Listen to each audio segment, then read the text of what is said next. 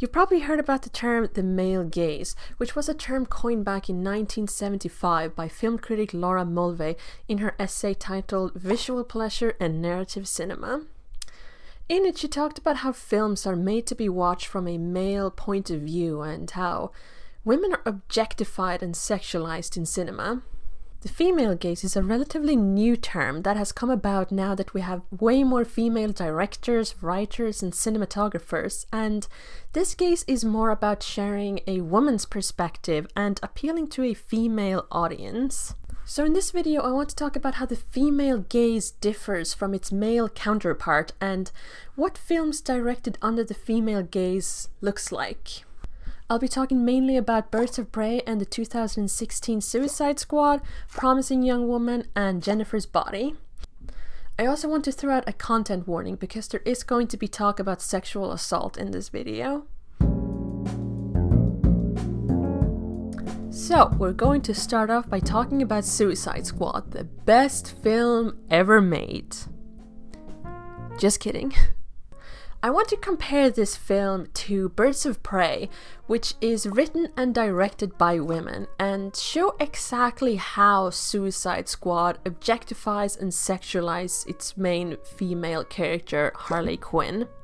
In the essay Visual Pleasure and Narrative Cinema, Mulvey makes the claim that women's sole purpose in film are to be objects to either be looked at or to serve the male protagonist's story. Even though Harley Quinn is part of the main team and therefore should be one of the main protagonists of the story, she's really there as an accessory to the Joker.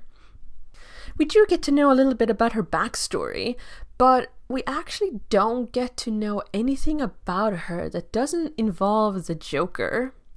We learn that she gets obsessed with him, but instead of understanding why she became so obsessed, what has happened in her past to make her so susceptible to him, it mostly comes off as a way to make the Joker look cool.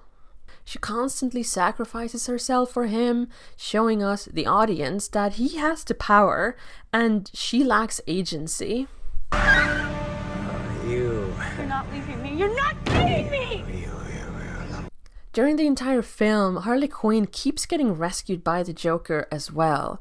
Again, showing that the Joker has goals, determination, and agency, whereas Harley Quinn is just there waiting to be rescued.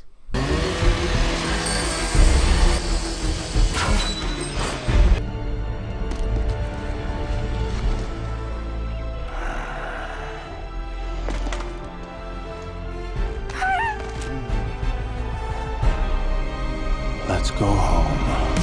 Harley Quinn in the rest of the film also doesn't have a purpose. The other characters are shown to have life goals and obstacles that they want to overcome, but Harley Quinn is simply just there. The film manages to have a scene making us emphasize with the man who murdered his wife and child, but then shows Harley Quinn as just being empty and shallow. He killed them. Own that shit. It's a knife fight every single time you open your mouth. You know, outside, you're amazing. But inside, you're ugly. So what is her real purpose in the film then? She's simply there to be looked at, and we can see that that's the case by looking at how she is being framed. So here's where I want to start comparing the film to Birds of Prey. Let's look at some similar shots of Harley Quinn from both films and how they differ. Both films have a scene of Harley on the stripping pole, but they are presented very differently. In Suicide Squad, she's being looked at by the Joker and his friend. At one point in the scene, the Joker even suggests that he can borrow her for the night, implying that she is his to do whatever with. Now let's see the scene in Birds of Prey. She's going through an emotional turmoil. She's upset. Her emotions are what matters. She's crying about a man, yes, but her emotions are what we are supposed to be feeling. Also take a look at what she's wearing. In Suicide Squad, she's wearing a slinky backless dress that is meant to catch the eye of the male viewer. But in Birds of Prey, she is wearing something that is more engaging with its female audience. She's not wearing something overly sexy, even though her outfit is attention-grabbing. I spoke briefly in my other video about an essay titled What Clothes Got to Do With It, about how films directed under the female gaze usually portrays its female protagonists wearing loud and creating clothing, as women often respond well to original and interesting fashion design. And that is exactly what Harley is wearing for the most part in Birds of Prey. So here's a little montage of different outfits Harley is wearing in Suicide Squad and Birds of Prey for comparison.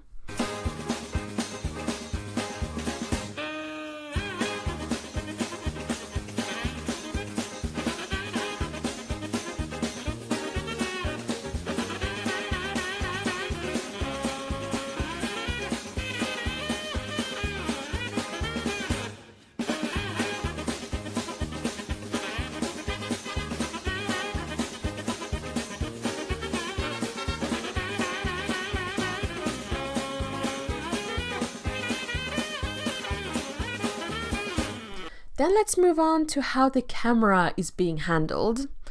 In Mulvey's essay about the male gaze, she talks about a concept called scopophilia, which is the act of taking pleasure in watching people and being watched. Mulvey claims that going to the cinema can be likened to scopophilia, and the audience is taking pleasure by looking at someone's life playing out in front of them. The way films are being displayed is also meant to replicate real life. You, the audience, is supposed to feel like you're actually watching something from real life, and the way the movie is being filmed and cut tells you how you are supposed to read the scene in front of you. Compare going to the cinema with going to the theater. Watching a theater performance, you decide what to focus on. The actors are just playing out a scene in front of you, and you decide what parts of the performance you want to rest your eyes on. In cinema, the director chooses this for you. By presenting a character by slowly panning over their legs, you're telling the audience that the legs in question is the important part. In Transformers, for example, when Megan Fox is looking over the inside of the hood of that car, we probably think that we are supposed to learn that she knows about cars. I mean, that's what she's talking about, and if we weren't looking at the film, then that's all we would learn about her. It squirts the fuel in so you can go faster. Oh. I like to go faster. It looks like your distributor cap's a little loose. Yeah? How'd you know that? It squirts the fuel in so you can go faster. Oh. I like to go faster. It looks like your distributor cap's a little loose. Yeah? How'd you know that? What our brains are picking up on is not that she's good with cars, it's that she's hot. And so the movie's telling us that her purpose in this film is being looked at. Suicide Squad does this quite often with Harley Quinn. Let's look at this scene in particular. The team is gearing up for battle, and we get a small glimpse of all the teammates' personalities. And then Harley comes on screen. The camera is slowly panning over her bare body as she's getting dressed in front of her squad, her t-shirt reading Daddy's Little Monster to further enforce the point that she belongs to the Joker. And everyone is ogling her. The film tells us that this is her purpose, this is why she's here, for the gazing male's pleasure.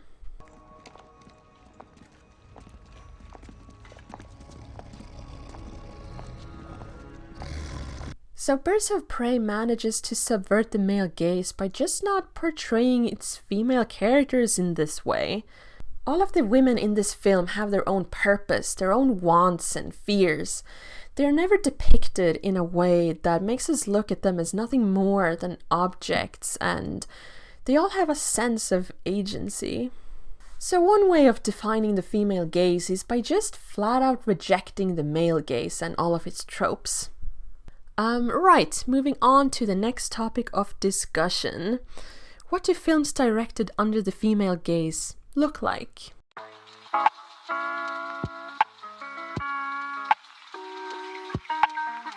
One way of defining the female gaze is to define it as films that has a female protagonist and is also directed by a woman. This way of defining it is very broad, so I want to talk about a film that also takes into consideration what kind of aesthetics are appealing to women and talk about a story unfortunately many women can relate to.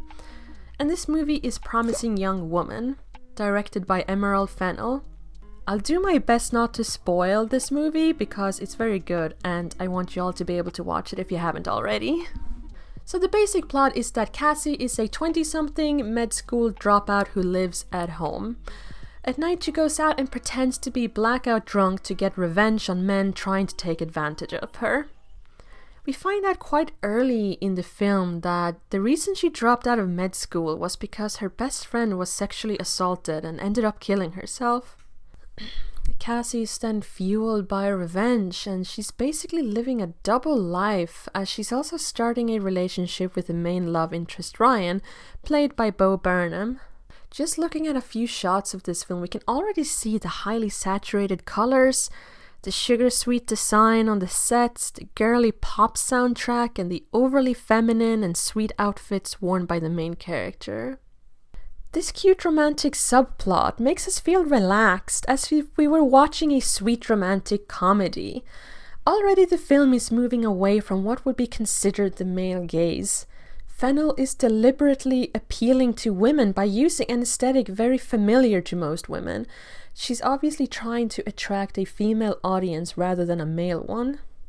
And the story itself is something that many women, again unfortunately, have experience with, and so the movie again is engaging with its female audience by telling them a story they can relate to.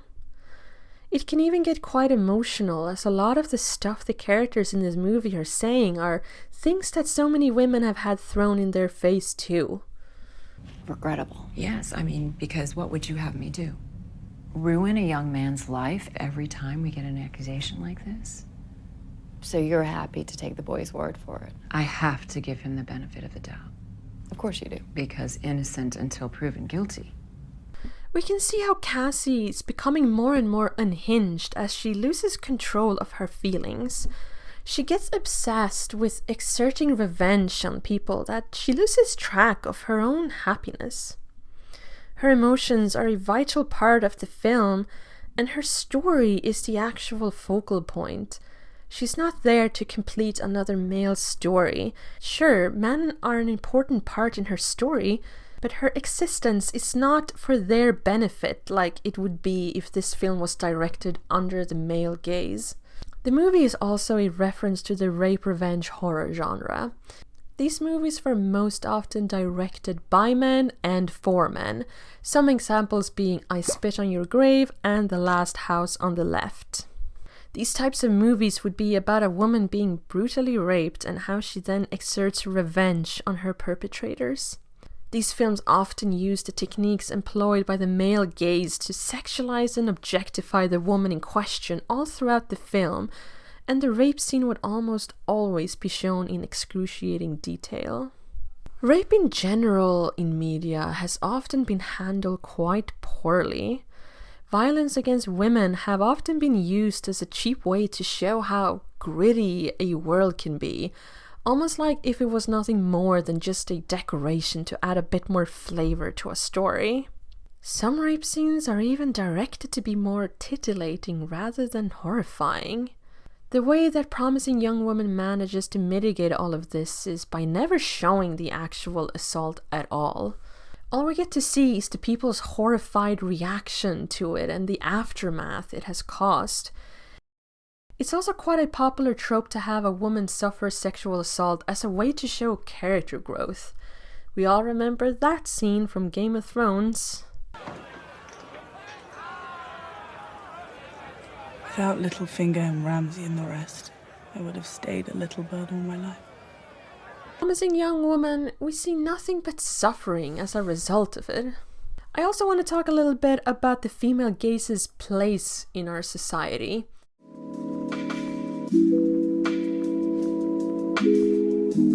Men are often seen as the default, and women are The Other Ones. One of the most influential feminist texts of all time is about this phenomenon. And this makes it so that things made specifically for women aren't given enough room in our society. I've mentioned feminist artist Yuji Chicago in some of my other videos. I have a whole video about her if you want to learn more. And she created a piece in 1979 called The Dinner Party. The Dinner Party was a piece that celebrated women and their heritage and paid homage to feminine crafts such as embroidery and porcelain paintings.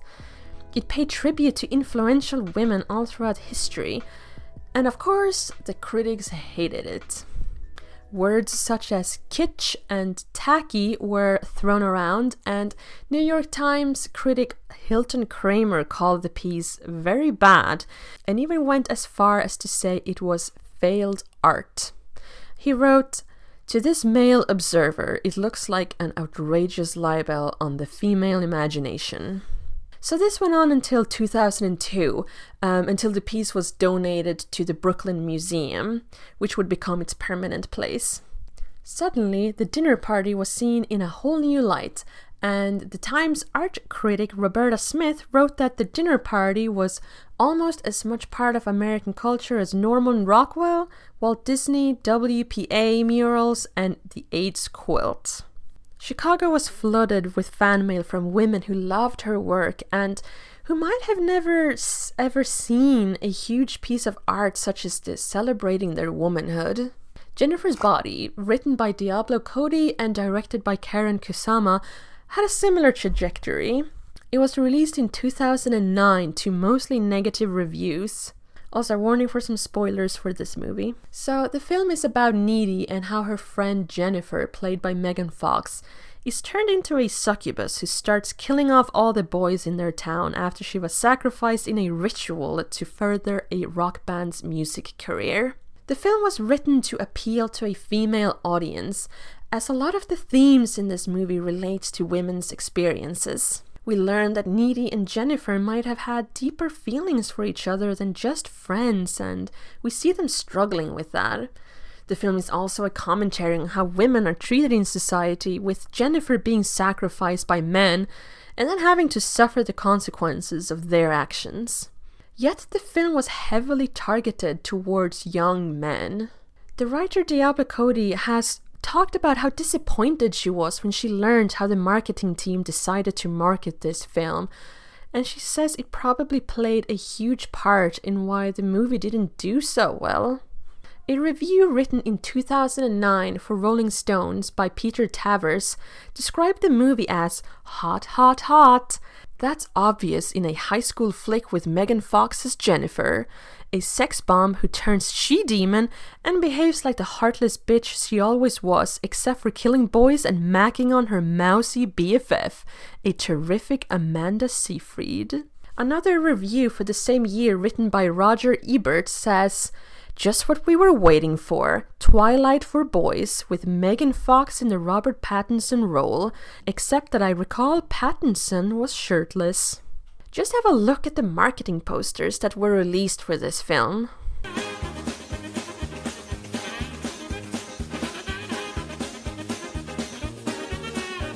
There was so much talking about Megan Fox and her sexiness, and yet in the film we never actually get to see her body at all. This obviously disappointed its male viewers, as they had come to expect an entirely different film. There were also hardly any male characters in this film other than the sleazy boy band and the shallow male characters who become Jennifer's victims. So there were no characters for the male audience to project themselves onto. The movie kind of had a resurgence 10 years after it was released, and Constance Grady wrote in an article for Vox in 2018 saying, "In a post-Me Too world, the implications of this storyline look uncomfortably familiar. It's the story of a group of powerful men sacrificing a girl's body on the altar of their own professional advancement. And it's also the story of them using her torment as a bonding activity." Jennifer's Body has finally found its way to its correct audience, and people are now starting to notice how good this film actually is. More and more people are talking about this film, and some people are even calling it a classic feminist horror movie. Just imagine the impact this film could have had made if it was just targeted to its correct audience in the first place, instead of trying to appeal to men in their 20s. So that's all I have for today. I hope this helped with giving you an idea of how the female gaze exists in today's world and how films can subvert the male gaze. If you like this video, make sure you give it a like and subscribe if you want to see more. I'll see you again next time. Bye!